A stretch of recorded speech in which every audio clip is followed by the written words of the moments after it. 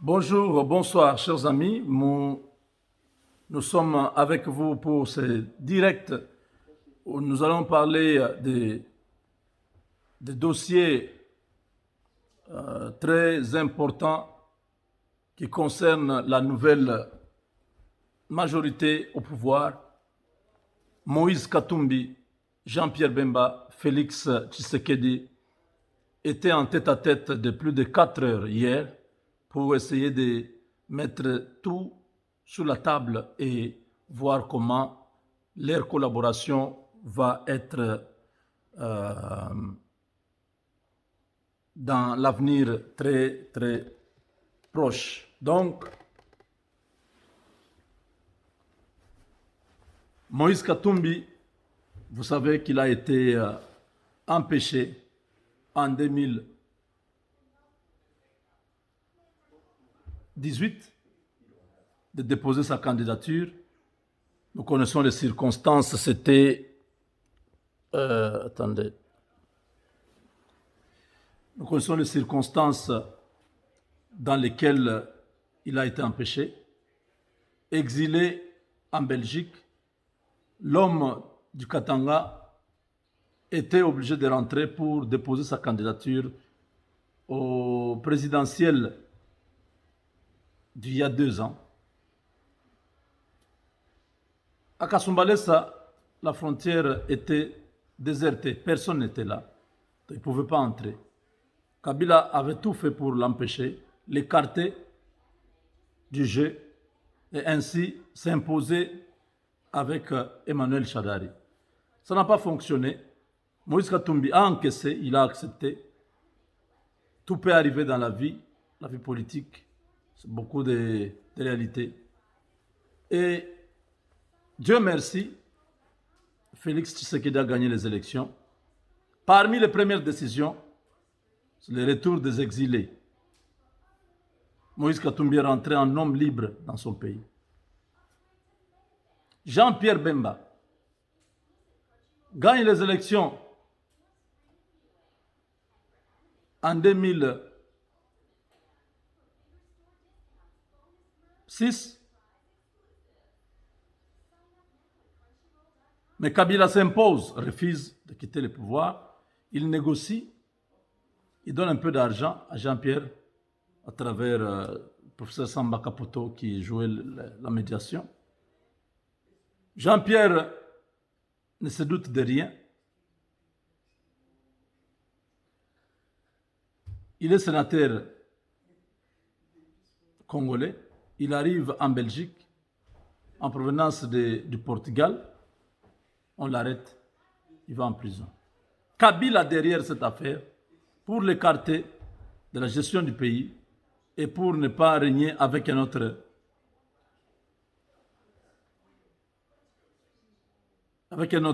maître. Jean-Pierre passera 10 ans en prison. Ses enfants ont souffert, sa femme a souffert. C'est à cause de Kabila. Aujourd'hui, c'est des opposants à Kabila. Au premier vue, avaient refusé de soutenir Félix Tshisekedi pour avoir la majorité. Ils ont laissé Kabila y aller avec Félix.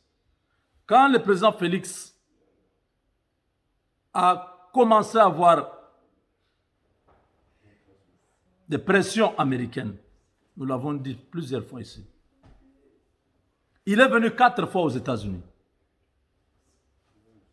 Mais les Américains n'étaient pas satisfaits de son engagement. Les Américains considéraient que Tshisekedi hésitait, ne voulait pas s'engager avec les Américains. Ils trouvaient anormal que le président Tshisekedi ne soit pas prêt à embrasser le partenariat qu'il lui avait proposé.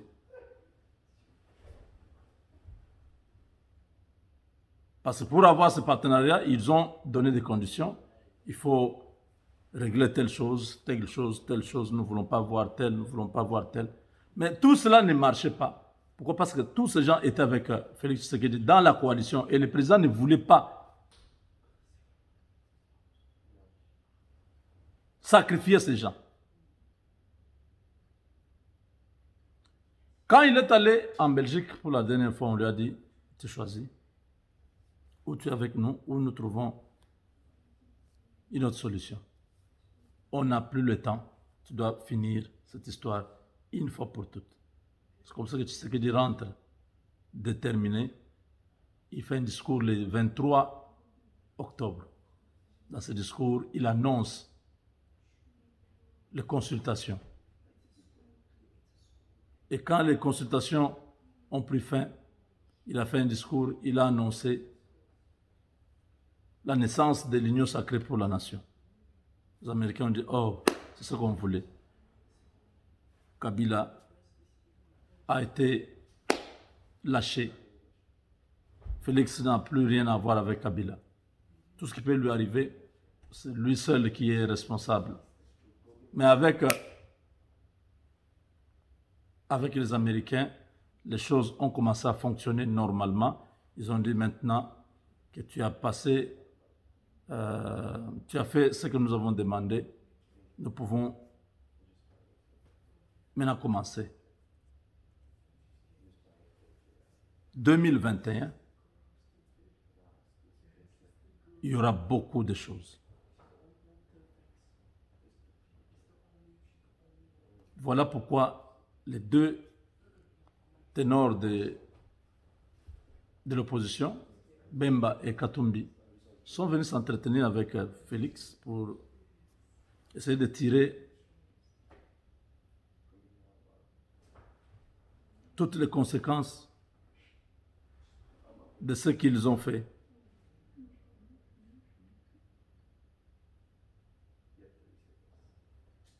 Ils ont fixé les cadres, comment ils vont fonctionner, et leurs équipes vont se mettre ensemble au travail pour essayer de dégager une proposition qui pourra mettre tout le monde à l'aise.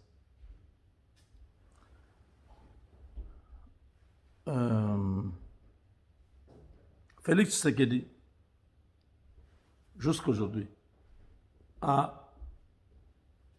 la possibilité de dissoudre le Parlement pour s'octroyer à lui seul la majorité. Mais pourquoi faire si Katumbi est déjà là, Bemba est déjà là? C'est comme ça que l'alternative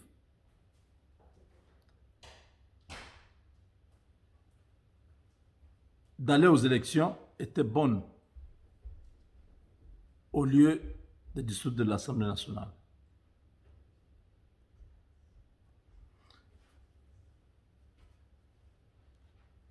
Bemba, c'est quelqu'un qui a un caractère un peu particulier. Mais les gens ont vu cet homme joyeux, content, après sa rencontre avec le président. Je ne sais pas ce que le président a proposé, mais aller voir heureux, c'est que nous pouvons attendre quelque chose de bien.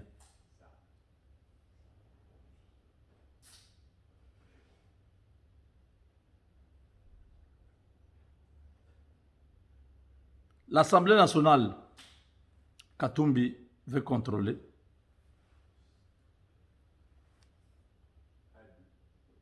La primature,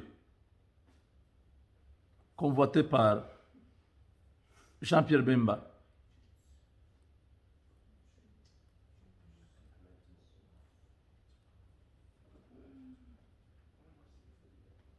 au total 24 ministères.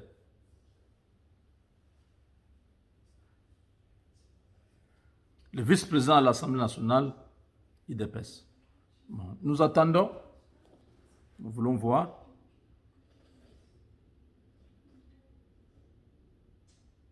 Nous voulons voir clair dans cette affaire.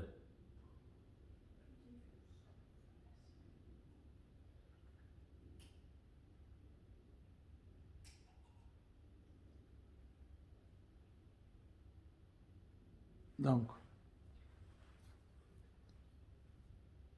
c'est une liste provisoire. Les gens proposent. Ce n'est pas toujours dit que ce sera ça, c'est ça les gouvernements. Non, ce sont des propositions des gens.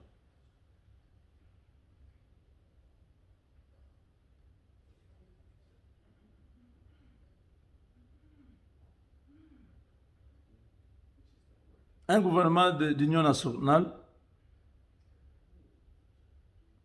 Premier ministre Moïse Katumbi ou Jean-Pierre Bemba. Vice-premier ministre chargé de l'intérieur et décentralisation, Jamar Kabound.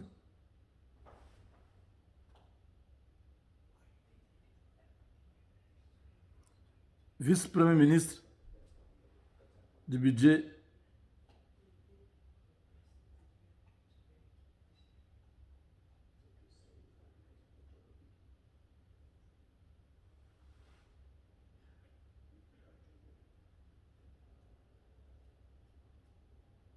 bon, ça, on va en parler après. Je ne sais pas comment. Mais la primature, c'est entre les deux. Comme Moïse Katumbi a la majorité à l'Assemblée nationale, je crois qu'il il est probablement plus avantageux que Jean-Pierre Bemba. Parce que si Moïse Katumbi passe Premier ministre, alors l'UDPS prend l'Assemblée nationale. Donc Kabound va comme président de l'Assemblée nationale, ou alors on peut mettre un autre membre de l'UDPS qui est un cadre, hein, qui a fait les droits, quelque chose comme ça, qui maîtrise aussi les droits. Ça va être une bonne chose. Et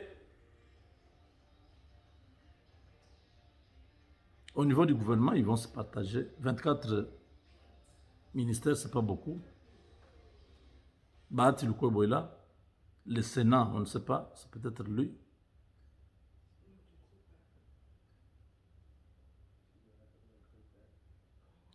Je pense que le temps est arrivé où l'intérêt des Congolais sera respecté. Tous ces gens étaient empêchés par Kabila de pouvoir servir leur pays. Maintenant, avec le nouveau leadership, Félix Tshisekedi va imprimer ses marques, sur tous les animateurs des ministères. Toutes les institutions doivent travailler dans ce sens-là.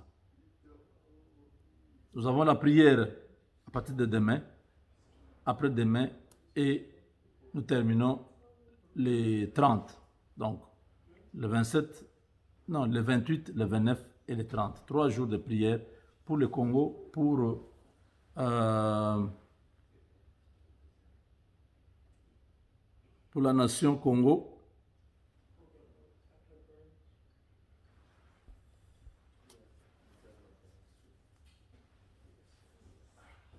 Nous devons prier que tous les plans de la guerre à Kinshasa échouent, que toute la guerre qui se passe à l'est du Congo s'arrête, parce que d'ici le mois de mars, il faut que tout s'arrête, qu'il y ait la paix, la véritable paix de ce côté-là. La coopération militaire est déjà là. Félix Tshisekedi n'a plus de problèmes. Les Américains sont là, prêts à pouvoir former des milliers de Congolais. Il y en a qui ont terminé leur formation. Et ça va continuer comme ça. Il faut commencer maintenant à réfléchir comment la RDC est rentrée dans AGOA, comment nous pouvons avoir accès à tous ces financements, à tous ces avantages, tous ces bénéfices. Parce que nous sommes contents d'avoir réintégré AGOA. Mais si nous ne gagnons rien, donc Moïse Katumbi a accepté les propositions du président Félix. Moïse aussi a proposé au président Félix. Le président a accepté. Ce même exercice était aussi avec Jean-Pierre Bemba. Ils se sont mis d'accord. Ils ont dit, OK, nous allons travailler. Aidez-moi. J'ai un mandat à sauver. Je viens de perdre 2 ans avec des gens qui étaient dans une position opposée. On n'a jamais parlé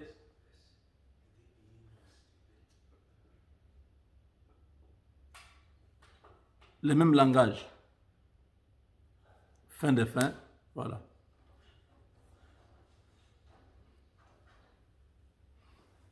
Voilà, chers amis, Katumbi rentre chez lui, Bemba rentre chez lui. Ils vont se retrouver très bientôt. C'est possible que l'informateur soit nommé avant le 31 décembre. Je ne dis pas qu'on va le nommer, je dis c'est possible. Donc c'est une supposition, ce n'est pas une parole de la Bible qui est déjà écrite, non. Ici, je suis en train de penser, cette rencontre, dans la précipitation, les 2 hommes rencontrent le président.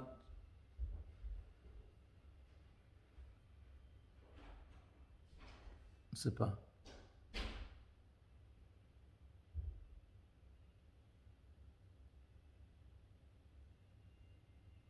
Nous avons